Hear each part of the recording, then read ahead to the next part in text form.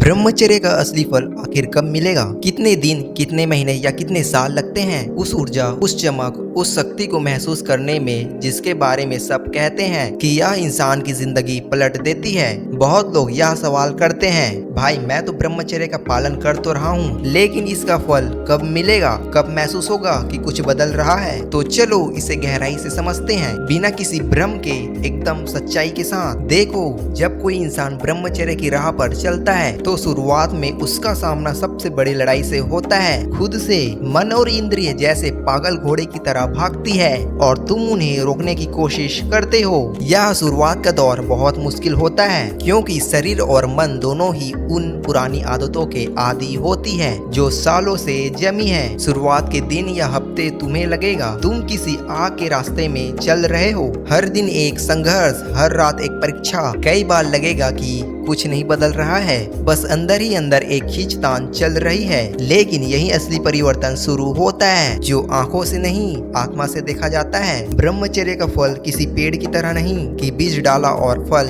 गिर गया। यह तो एक साधना है जो पहले तुम्हें तोड़ती है ताकि तुम्हें नया बना सके। ब्रह्मचर्य का फल तुरंत नहीं दिखता, क्योंकि यह बाहरी नहीं, भीतर से उभरता है। धीरे धीरे तुम्हारे अंदर एक नया संतुलन आने लगता है, मन शांत होता है, सोच गहरी होती है, तुम्हारी ऊर्जा दिशा पकड़ने लगती है। तुम अब पहले जैसे नहीं रहते, तुम अब प्रतिक्रिया देने वाले नहीं, समझने वाला इंसान बन जाते हो। लेकिन यहाँ गलती ज्यादातर लोग करते हैं, वह ब्रह्मचर्य को प्रतीक्षा की तरह जीते हैं कि कब मिलेगा फल, कब आएगा परिवर्तन। जबकि असली रहस्य तो यह है कि फल उसी समय से आना शुरुआत हो जाता है जब तुम सच्चे मन से ब्रह्मचर्य को अपनाते हो। पर उसकी पहचान करने के लिए तुम्हें अंदर झांकना पड़ता है। जब तुम अंदर झांकते हो तो पहली बार महसूस होता है कि जो शक्ति तुम बाहर ढूंढ रहे थे वह हमेशा से भीतर ही थी। ब्रह्मचर्य का फल सिर्फ वीर्य रक्षण या आकर्षण नहीं है, यह आत्मशक्ति की पहचान है। पहले कुछ हफ्ते तुम महसूस करोगे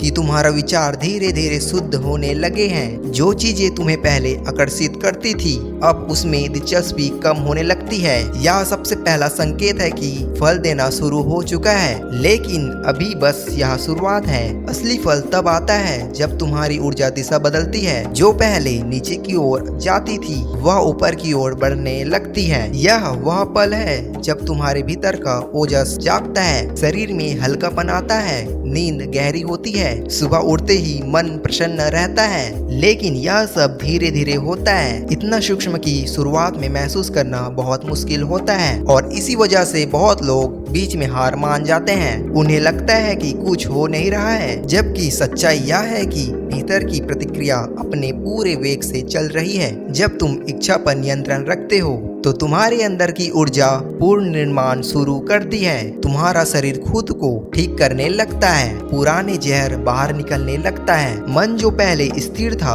अब धीरे धीरे स्थित होने लगता है। ब्रह्मचर्य का फल कोई जादू नहीं है, बल्कि एक वैज्ञानिक और आध्यात्मिक प्रक्रिया है। जितनी गहराई से तुम इसे समझते हो उतनी ही तेजी से ये असर करता है। जो लोग सिर्फ वीर्य रोकने पर ध्यान देता है वो बस संघर्ष में फंस जाते हैं। लेकिन जो लोग अपने विचारों पर शुद्धता रखते हैं, अपने कर्म, खान पान, संगत और जीवन शैली को बदलते हैं, उनके भीतर ऊर्जा विस्फोट की तरह उठती है। तब उन्हें न सिर्फ शारीरिक बल बल्कि मानसिक और आध्यात्मिक शक्ति का अनुभव होने लगता है। ब्रह्मचर्य का फल शरीर से ज्यादा मन में खिलता है। जब तुम्हारा मन साफ होता है तो निर्णय क्षमता बढ़ती है। अब तुम छोटी छोटी चीजों से परेशान नहीं होते। जो बातें पहले तुम्हें खींचती थी अब तुम उससे ऊपर उठ जाते हो। यह असली संकेत है कि तुम फल की ओर बढ़ रहे हो। यही वह अवस्था है जिसे योगी लोग कहते हैं ऊर्जा की रूपांतरण, यानी वही शक्ति जो पहले तुम्हें नीचे गिराती थी अब तुम्हें ऊपर उठा रही है। और जब यह ऊर्जा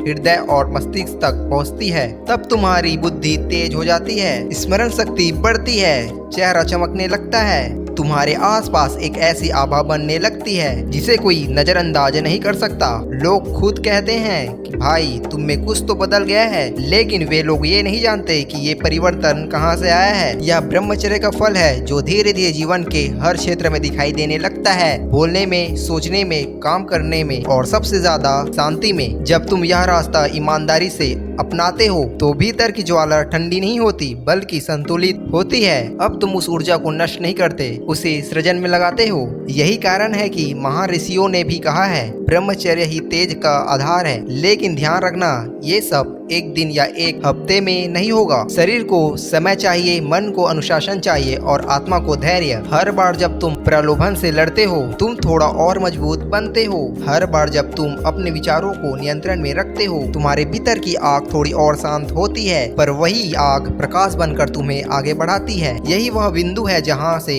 असली फल दिखना शुरू होता है। आध्यात्मिक तेज, सोच, गहराई, शांति और अद्भुत स्थिति। लेकिन यह सब तभी संभव है जब तुम सच्चे मन से इस राह पर चलते हो।